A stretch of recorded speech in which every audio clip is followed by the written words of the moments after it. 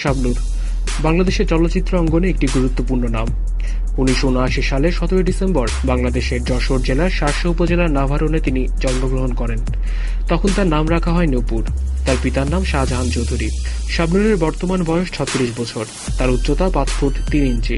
2011 সালের 6 ডিসেম্বর ব্যবসায়ী অনিক মাহমুদের সঙ্গে শাবনূরের আংটি বদল হয় এবং 2012 সালের 28 ডিসেম্বর তাকে বিয়ে করেন।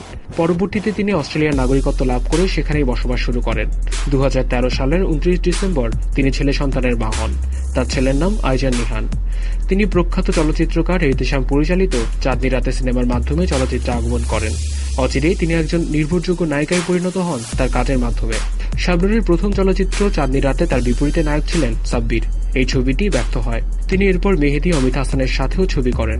পরে চিত্রনায়ক সালমান শাহের সাথে জুটি বেঁধে 14টি চলচ্চিত্রে অভিনয় করেন, যার সবগুলোই ছিল সুপারহিট। সালমান শাহ শাবনূর জুটির প্রথম ছায়াছবি জহিরুল হক পরিচালিত তুমি আমার 1994 সালে মুক্তি পায়। একই বছর শাহ আলম কিরণ তাদের নিয়ে ফারুক কবরী জুটির সুজন সখী চলচ্চিত্রটি রিমেক করেন। 1995 সালে স্বপ্নের ঠিকানা, 1996 সালে স্বপ্নের পৃথিবী, তোমাকে চাই 1997 সালে শিবলি সাদেক পরিচালিত আনন্দ অশ্রু উল্লেখযোগ্য। তাকে তখন বলা হতো নায়ক সালমান শাহ নির্ভর নায়িকা।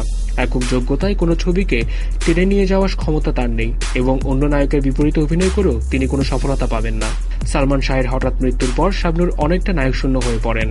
এরপর নির্মাতারা ওমর সানি আমিন খানের সাথে তার জুটি বাঁধার চেষ্টা করে ব্যর্থ হয়। পরে তিনি নায়ক রিয়াজের বিপরীতে অভিনয় করে দারুণ সফলতা লাভ করেন। রিয়াজের বিপরীতে 1997 সালে মন মানে না ও তুমি শুধু তুমি এবং 1998 সালে অভিনীত ভালোবাসি তোমাকে ও বুক ভরা ভালোবাসা ছায়াছবিগুলো ব্যবসা সফল হয়। পাশাপাশি তিনি অভিনেতা ফেরদৌসের সাথেও সফল হন।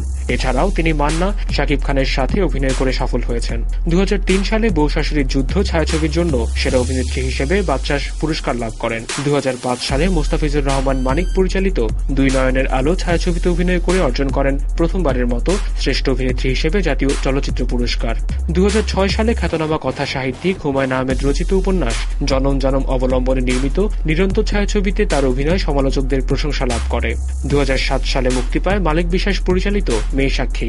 2007 থেকে 2009 এই 3 বছর যথাক্রমে আমার প্রাণের স্বামী, এক টাকার বউ ও বলবো কথা বাসর ঘরে ছায়াছবির জন্য টানা 3 বার দর্শক জরিপে শ্রেষ্ঠ চলচ্চিত্র অভিনয় শিল্পী বিভাগে মেরিল প্রথম আলো পুরস্কার জিতে নেন। 2010 সালে অভিনয় করেন এভাবে ভালোবাসা হয় ছায়াছবিতে। 2013 সালে মুক্তি পায় ফেরদৌস ও মৌসুমীর সাথে অভিনীত মোস্তাফিজুর রহমান মানিক পরিচালিত কিছু আশা কিছু ভালোবাসা। 2016 সালে চুক্তিবদ্ধ হন পিএ কাজলের মন জানে চায় ছায়াছবিতে। এই ছবিতে তাকে একজন নারী নেত্রীর ভূমিকায় দেখা যাবে। এছাড়া চুক্তিবদ্ধ হন মোস্তাফিজুর রহমান মানিকের কতদিন দেখিনি তোমায় ছায়াছবিতে।